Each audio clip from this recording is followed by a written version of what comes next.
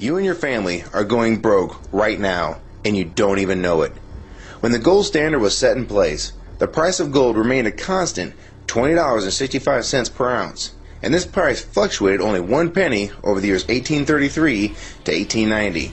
That means that for 57 years, the US dollar was literally as good as gold. And that's how the United States currency was designed to be from the very beginning.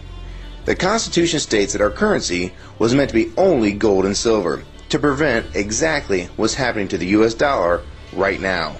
From the years 1891 to 1930, the price of gold per ounce was still very stable. The low was $20.58 per ounce, and the high was $21.32. And this means that between the years of 1833 to 1930, for a total of 97 years, the price of gold changed in US dollars only 74 cents from top to bottom. Interestingly enough, the price of gold hit an all-time low during the Depression year of 1931.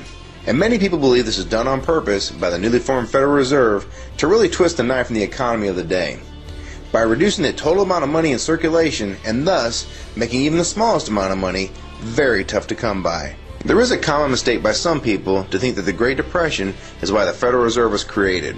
The truth is the Federal Reserve was in fact created in 1913, and this is well before the Great Depression. Since the Fed's creation, we've been slowly going off the gold standard, until finally, on August 15, 1971, President Nixon, one of the worst presidents in our country's short history, announced the United States would no longer redeem U.S. currency for gold. And this was the final step in abandoning the gold standard. What is important is to visually see the devaluation of the US dollar since we were taken off the gold standard. Keep in mind the price of gold really doesn't go up or move, it has historical value. It is extremely consistent. So instead of seeing this as the price of gold going up, you need to see this as the value of the dollar dropping like a rock. The price of gold has been flying right now. It has recently been as high as $1,030 an ounce all the way down to $870 an ounce. And what I find most interesting is if you want to buy a brand new Corvette convertible in 2008, it would cost roughly $55,000. So in gold, that'd be roughly 60 ounces of gold at the spot price of $930 per ounce. So at the time when gold was $930, you could basically take 60 1-ounce gold coins, cash them in, and buy that very same car.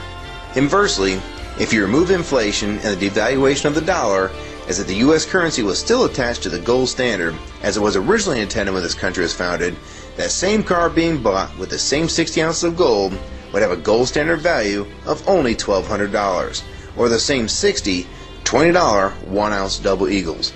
So if that car price today is $55,000 and the gold standard value is $1,200, this means that we're sitting on roughly $53,800 inflation over the last 100 years for a $1,200 item.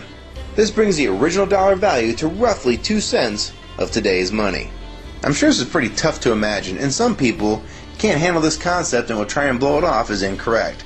The fact is, this is what's really going on with our currency. Don't believe me? Try this one. Back in 1964 and earlier, a quarter would buy you roughly a gallon of gas.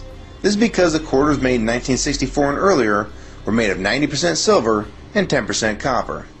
So the spot price of silver being $17.20 an ounce, this makes that quarter's actual value $3.11. So you can see that same 1964 quarter will still buy you roughly a gallon of gas today. And in case you're wondering, it takes about 5.5 silver quarters to make up a full ounce of silver. This is a fact. The price of gold may fluctuate with the value of the dollar, but this doesn't change the fact that precious metals such as gold and silver have maintained their value throughout time. And the only thing that changes is the value of the currencies that are not tied to gold and silver. This is what the Founding Fathers warned us about and tried to prevent from happening with the Constitution.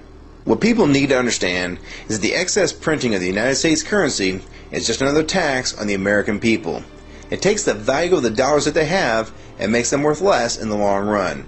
Meanwhile, you're still making roughly the same amount of money, yet the prices for everything from gas to milk are going up constantly, when in fact nothing is really going up in price. It's the dollar's actual value that's been dropping and not prices going up.